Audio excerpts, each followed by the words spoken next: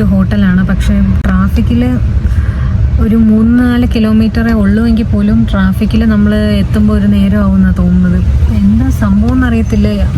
അവിടെ നിന്നും ഇവിടെ നിന്നും എല്ലാം കൂടി സ്റ്റക്കായിട്ട് കിടക്കുവാണ്. ആക്സിഡൻ്റ് ആണോ എന്താണെന്ന് അറിയത്തില്ല. ഡ്രൈവർ ഇറങ്ങി പുറത്തേക്കുക.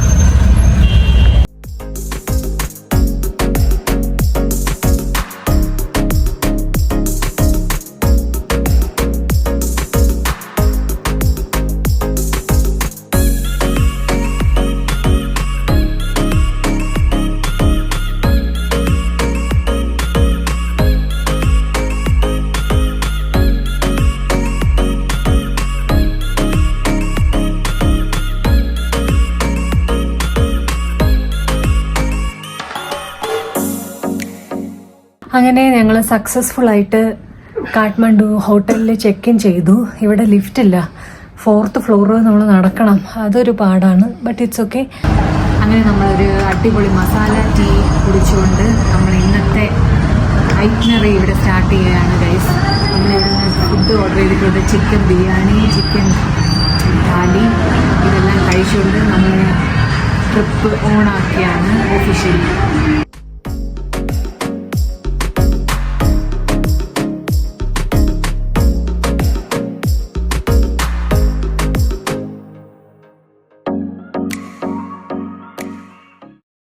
കഴിച്ചിട്ട് അഭിപ്രായം പറ.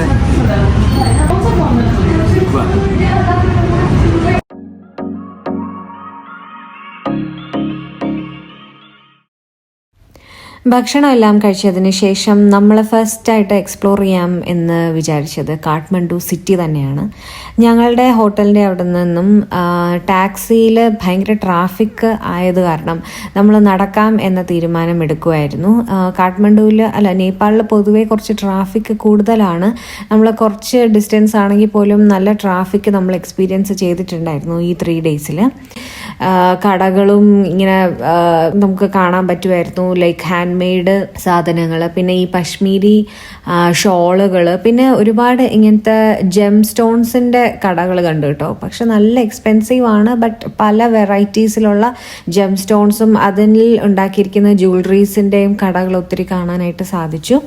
അപ്പോൾ നിങ്ങൾ ഈ കാറ് ഉപേക്ഷിച്ചിട്ട് നിങ്ങൾ നടക്കുകയാണെങ്കിൽ നമുക്ക് കാഠ്മണ്ഡുവിൻ്റെ real core of the city നമുക്ക് കാണാനായിട്ട് സാധിക്കും. ഒത്തിരി ലൈക്ക് പ്ലേസസ്, കടകൾ, ഈ ഒരു നാരോ ആയിട്ടുള്ള വഴി കൂടെ തന്നെയാണ് കാറും ബൈക്കും ആൾക്കാർ നടക്കുന്നതും എല്ലാം.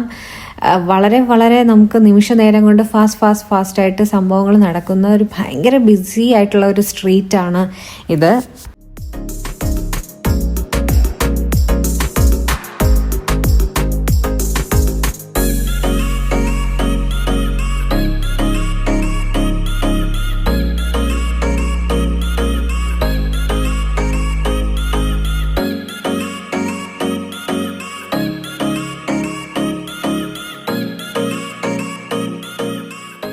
അപ്പോൾ ഗൈസ്, നമ്മൾ വന്നിരിക്കുന്നത് ഹനുമാൻ ദോക്ക ദർബാർ സ്ക്വയറിലാണ്. ഇവിടുത്തെ ടിക്കറ്റ് ഇന്ത്യൻസിന് ഒരാൾക്ക് 500 രൂപയാണ് ടിക്കറ്റ്. ഇതാണ് പാസ്.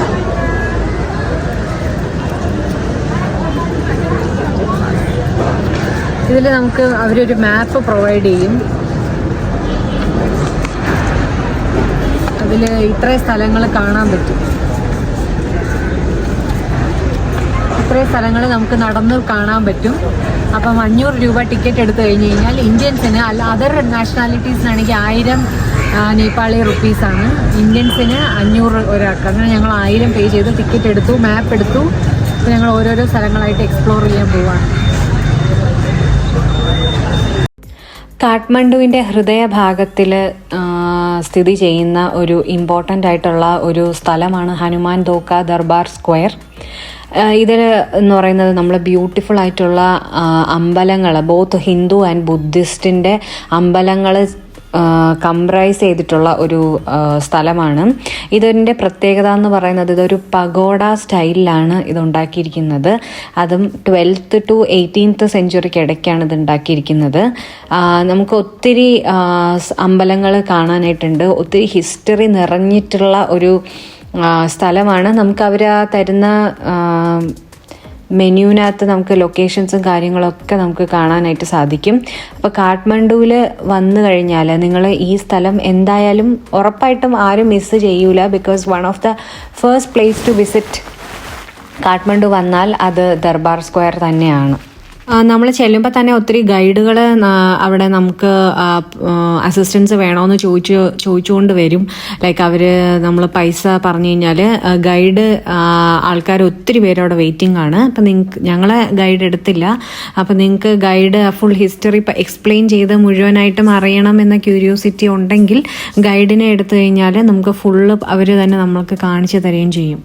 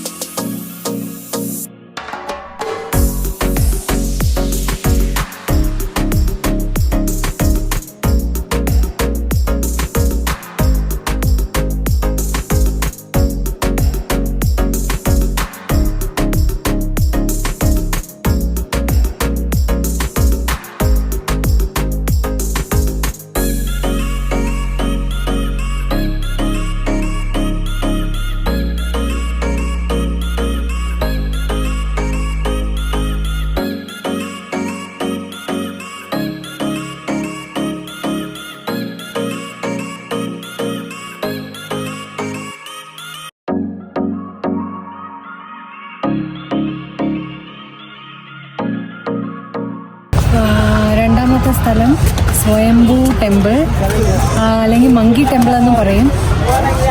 അപ്പോൾ ഇത്രയും സ്റ്റെപ്പിന് കയറാനുണ്ട്. നല്ല തണുപ്പാണ്. നമുക്ക് പതുക്കെ കയറാം. ഞങ്ങൾ ദർബാർ സ്ക്വയറിൽ നിന്ന് ഇൻഡ്രൈവിൽ കാറ് ബുക്ക് ചെയ്തിട്ടാണ് ഞങ്ങൾ ഇവിടെ സ്വയംഭൂ ടെമ്പിളിൽ വന്നത് കേട്ടോ. നേപ്പാളിലെ കാഠ്മണ്ഡു സിറ്റിയിൽ സ്ഥിതി ചെയ്യുന്ന വളരെ പ്രാചീനമായിട്ടുള്ള ഒരു ബുദ്ധക്ഷേത്രമാണ് സ്വയംഭൂ അഥവാ മങ്കി ടെമ്പിൾ എന്നറിയപ്പെടുന്ന സ്വയംഭൂ ടെമ്പിൾ. ഈ ക്ഷേത്രം ബുദ്ധ മതക്കാർക്കിടയിൽ പ്രധാന ആകർഷണമാണ്. സ്വയംഭൂ എന്ന് പറഞ്ഞാൽ സ്വയം ജനിച്ച എന്നതാണ് വാക്കിനർത്ഥം.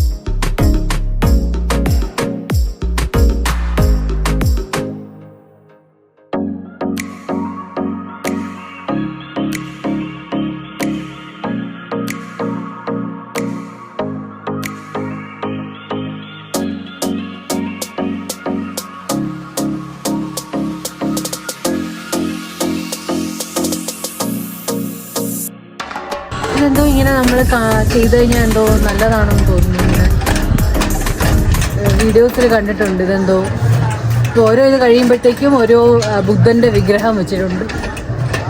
ഇങ്ങനെ കണ്ടോ, ഇവിടെ ബുദ്ധൻ്റെ വിഗ്രഹം ഇവിടെ ഇങ്ങനെ വെച്ചിട്ടുണ്ട്. വീണ്ടും ഇങ്ങനെ അങ്ങനെ ഈ ഫുൾ സർക്കിൾ ഇത് ഇവിടെ ഉണ്ട്. എനിക്ക് തോന്നുന്നു ഇത് ഫുൾ കറങ്ങി ഇങ്ങനെ ചെയ്ത് കഴിഞ്ഞാൽ ചിലപ്പം അവരുടെ വിശ്വാസമാണെന്ന് തോന്നുന്നു.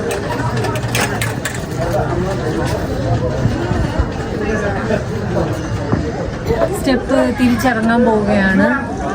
സ്വയംഭൂ ടെമ്പിളിന് ബൈ ബൈ.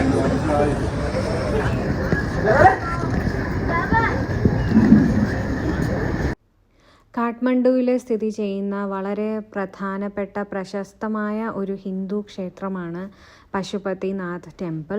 ഞങ്ങളിവിടെ വന്നപ്പോഴത്തേക്കും സമയം കുറച്ച് ലേറ്റായി പോയായിരുന്നു. സോ അമ്പലം അടച്ചു പോയിട്ടുണ്ടായിരുന്നു. ഇവിടെ ദീപാരാധന സമയത്ത് വരുന്നത് നല്ല ഇതാണ്. വൈകുന്നേരം 6 മണിക്ക് ദീപാരാധനയുണ്ട്. അത് അമ്പലം അടച്ചു പോയിട്ടുണ്ടായിരുന്നു. അപ്പോൾ ഞങ്ങൾ ജസ്റ്റ് ചുറ്റും എല്ലാം കണ്ടിട്ട് തിരിച്ച് മടങ്ങുകയാണ് ചെയ്തത്. ഇത് നിങ്ങൾ കാണുന്നത് ഇവിടെ ദഹിപ്പിക്കുന്ന ചടങ്ങ്, ഈ ശ്മശാനം പോലെ ദഹിപ്പിക്കുന്ന സ്ഥലമാണ് കേട്ടോ. അമ്പലം ടൈമിങ്സ് കറക്റ്റായിട്ട് നോക്കിയിട്ട് പോകാനായിട്ട് ശ്രമിക്കുക. നിങ്ങൾ കണ്ടത് ഞങ്ങളുടെ Day 1 ഇൻ നേപ്പാൾ ആണ്. അപ്പോൾ Day 2 ഐറ്റിനറി ആയിട്ട് വരുന്നവരേക്കും stay tuned and bye by.